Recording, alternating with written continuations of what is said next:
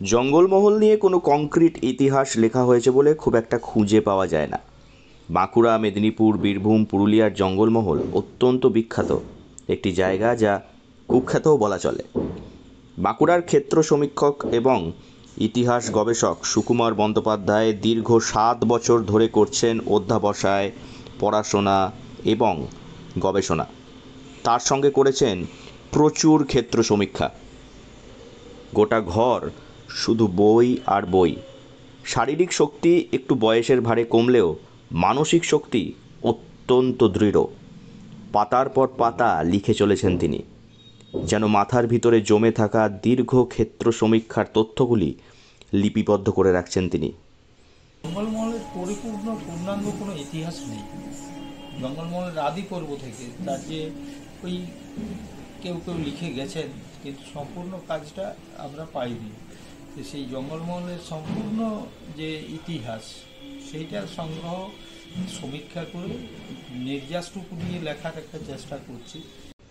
ক্ষেত্র সমীক্ষা কি, খায় নাকি মাথায় দেয়, সেটা অনেকেই জানেন না। ক্ষেত্র সমীক্ষা হলো একদম ফিল্ডে গিয়ে, অর্থাৎ ক্ষেত্রে গিয়ে রিসার্চ করা, অর্থাৎ ক্ষেত্রে গিয়ে সরেজমিনে সমীক্ষা করে বা গবেষণা করে তথ্য তুলে আনা। যথেষ্ট কঠিন এই কাজ, এবং সাধারণ মানুষের সঙ্গে কথা বলে সাধারণ মানুষের কথার ভিত্তিতে তার সঙ্গে ইতিহাস পর্যালোচনা করে জঙ্গলমহল নিয়ে একটি সম্পূর্ণ তথ্য পরিপূর্ণ ইতিহাস লিখছেন সুকুমার বন্দ্যোপাধ্যায়। এর আগে নদী তীরবর্তী গ্রাম জনপদগুলির ইতিহাস, রাঢ়বঙ্গে জৈন এবং বৌদ্ধ ধর্মের প্রভাব সম্পর্কে বিস্তারিত বই লিখেছেন তিনি। এবার টার্গেট মিশন জঙ্গলমহল। দীর্ঘ সাংবাদিকতার সফল একটি কর্মজীবন, তারপর গবেষণামূলক কাজ। বাঁকুড়ার বাসিন্দা সুকুমার বন্দ্যোপাধ্যায় নিজের জীবনকে উৎসর্গ করেছেন রাঢ়বঙ্গের সত্য তুলে ধরতে। বছরই বইটা বেরোবে। পাশাপাশি যে সশস্ত্র বিপ্লব জঙ্গলমহলে গড়ে উঠেছিল সামাজিক রাজনৈতিক প্রেক্ষাপটে, আধুনিককালে আমরা দেখলাম যে নকশালবাড়ির ধাঁচে জঙ্গলমহলে একটা অগ্নিগর্ভ অবস্থা তৈরি হয়েছিল।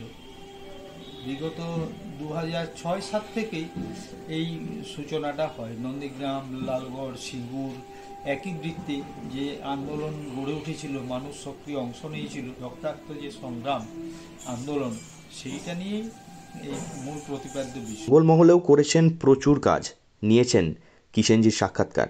জঙ্গলমহলের মাটিটা চেনেন তিনি, তবে এবার যত বয়স বাড়ছে ফিল্ডে যাওয়া হয়ে পড়ছে এক প্রকার অসম্ভব। সেই কারণেই হয়তো তিনি লিখেই চলেছেন, যাতে জেলা এবং রাঢ়বঙ্গের ইতিহাস পৃষ্ঠপোষকরা নিজেদেরকে পুষ্ট করতে পারেন সঠিক ইতিহাসের আস্বাদন পেয়ে।